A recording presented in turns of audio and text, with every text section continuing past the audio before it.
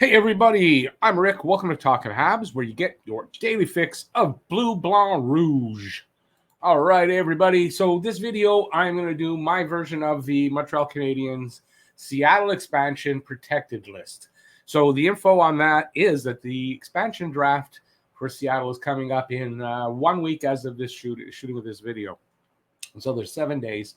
Teams have until the 17th to submit their lists, their protected lists, and I'm shooting this on the 14th, so that is, I don't want to make a mistake, 3 days away. Scouts Honor, 3 days away, and then the Seattle, the Kraken have the 18th, 19th, and the 20th to negotiate with unprotected free agents, unrestricted free agents, and they can sign them to 8-year deals. So this is why you're going to see some UFAs actually protected, and we'll see on my list if any UFAs are protected as we go along. So that's the what's coming up. The rules are confusing for who is exempt, who has to be protected, and all that. But I think I've got it down, and I've got everything there. I'm going to show you. There's 2 ways of that they can make their protected list. The way they did it with Vegas is the 1-3-7 method. So that's 1 goalie, 3 defensemen, 7 forwards. I think that's the way they're going to go here, but that's not the only way you can do it. It's 1 and 8 is another method. So that's 1 goalie and 8 skaters. So if you want to protect 3, more than 3 defensemen, you can.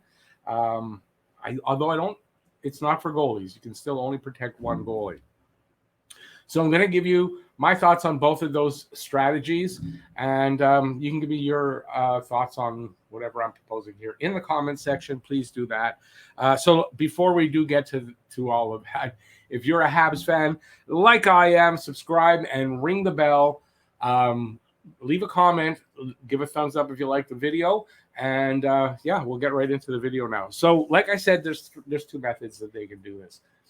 There's the 1-3-7 and the 1-8. So let's go over the 1-3-7 method.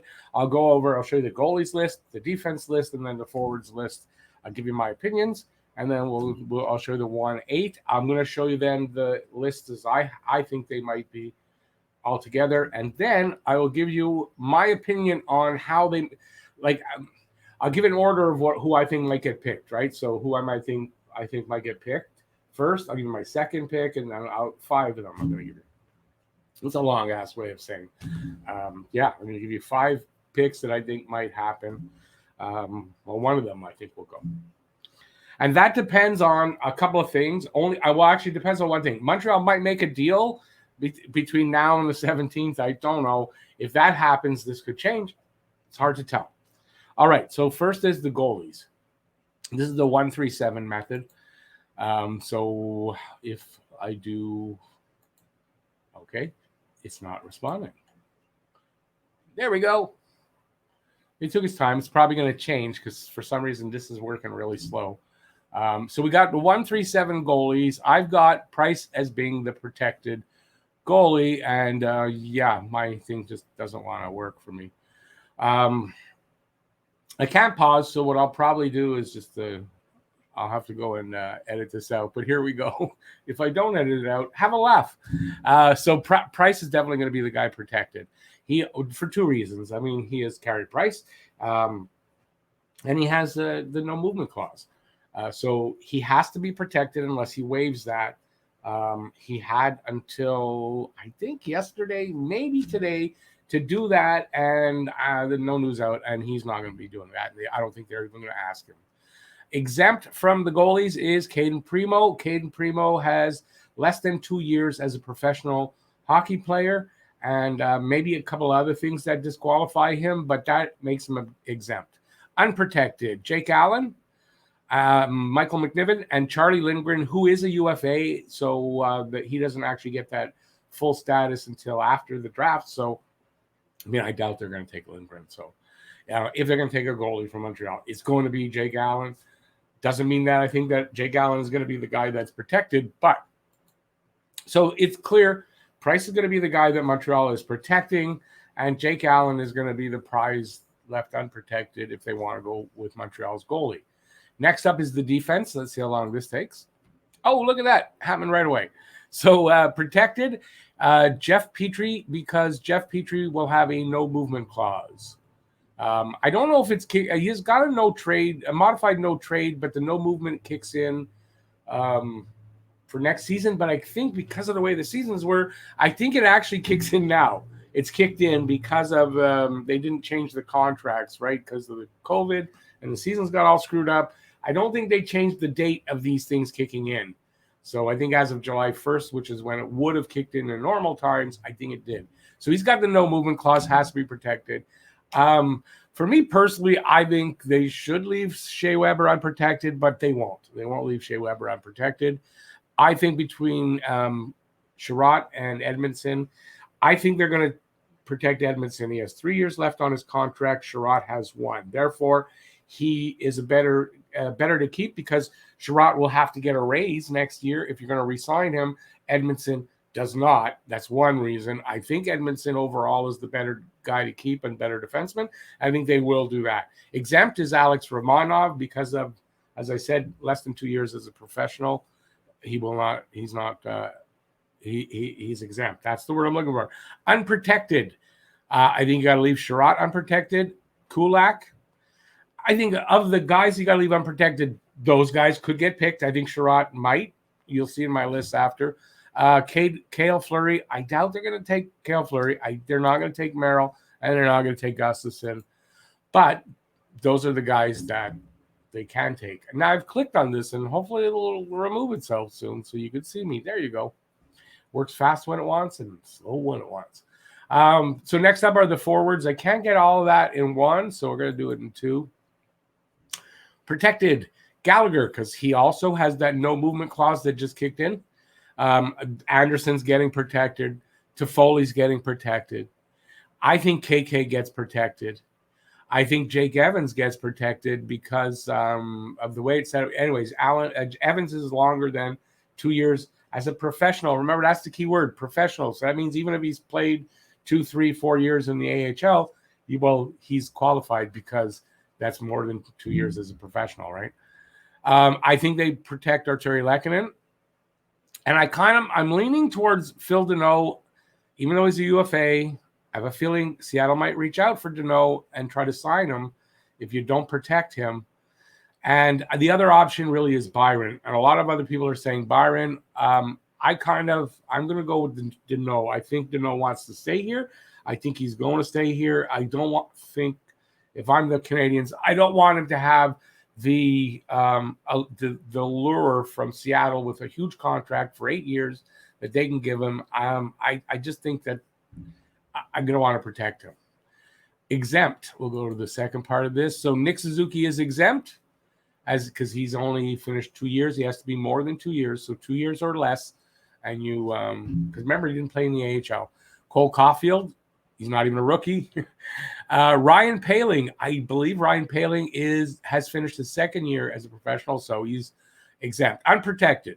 You leave Jonathan Drouin unprotected. I do. I'm sorry. He's so up in the air.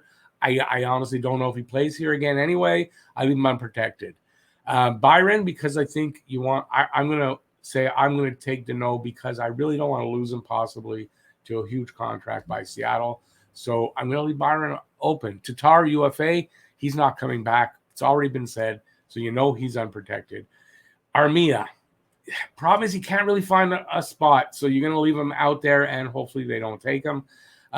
Perry, I doubt they're going to reach for Perry or Stahl. Stahl's not coming back anyway. Hopefully Perry does. So I think in the 1-3-7 scenario, there's the guys I would protect. Let me know what you guys think in the comment section of who you would. Now, so there's the next scenario is the goalie and 8 skaters, which allows you to protect 1 extra defenseman. Maybe you want to protect 6 defensemen and you have a crappy offensive team and you don't really care. I mean, it allows you that, right? So here's what I think if you're going to do that. I think, obviously, goalies, not going to be a change on the goalies, obviously.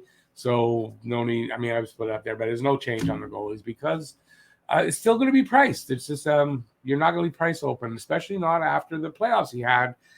You never know. Seattle might look at that and go, well, it's a high price, but no pun intended, but we're willing to do that because if we make the playoffs, it'll give us that better chance to win, right? So you kind of, if you want to keep Price, you got to protect him.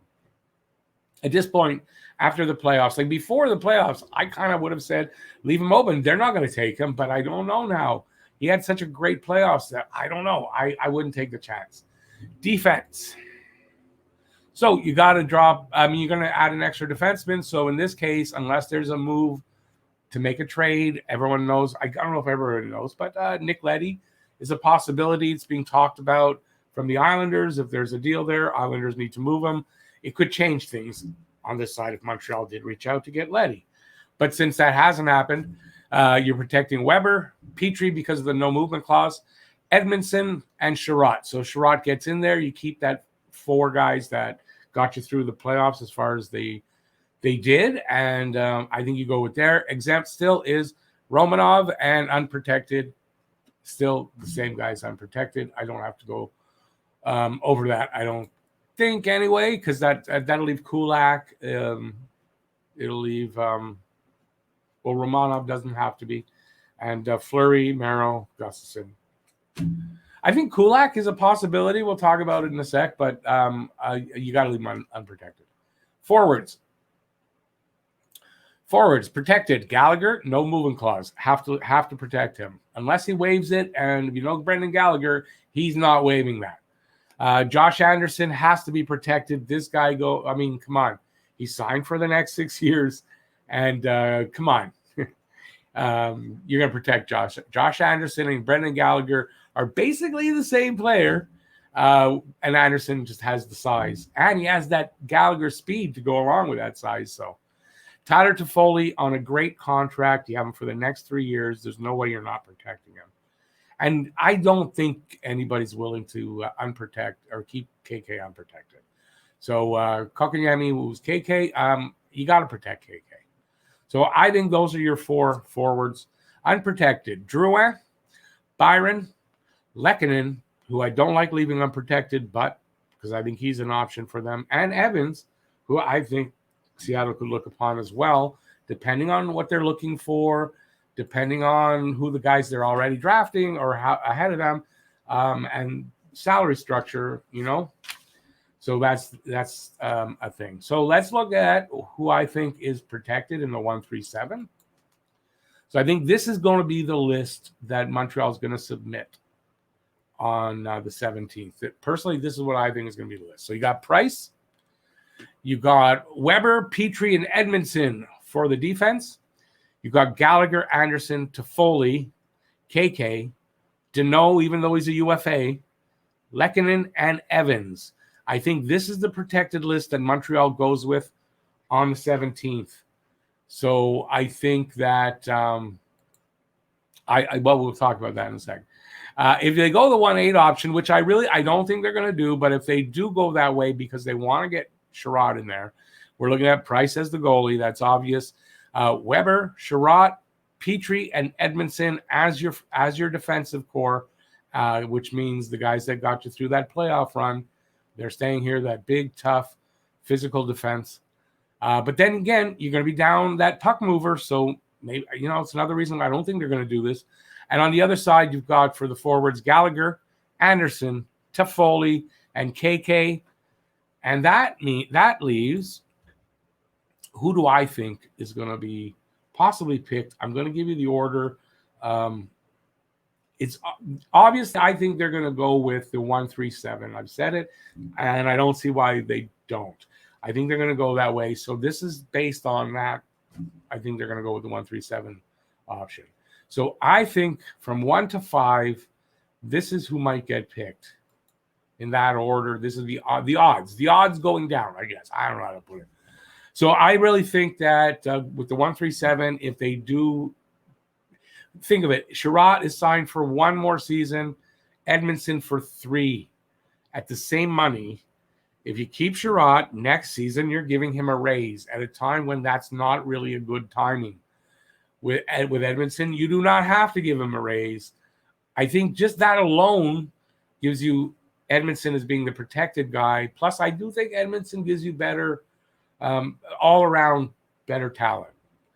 Number 2, I think if Arturi Lehkonen is out there, and I think this is based on the fact that maybe I was wrong when I said there's nothing about the 1-8. If in the 1-8 method you leave Lehkonen out there, or in the 1-3-7 they don't protect Lehkonen and say they go with Byron for whatever the reason, and I don't think they'll do that. I think next up would be Lehkonen. Lehkonen would be great for a young team like that, a newly starting out team. This is a guy that's got a great 200-foot game, can put a few points on the board too, and I just think he's getting some experience in the playoffs, obviously. Yeah. Number 3, it's got to be Jake Allen. I think if they don't go with Sherratt, they go with Allen. I really think that's what it's going to be. It's either Sherratt or Allen. That's my opinion. Let me know in the comment section. Don't forget what you think.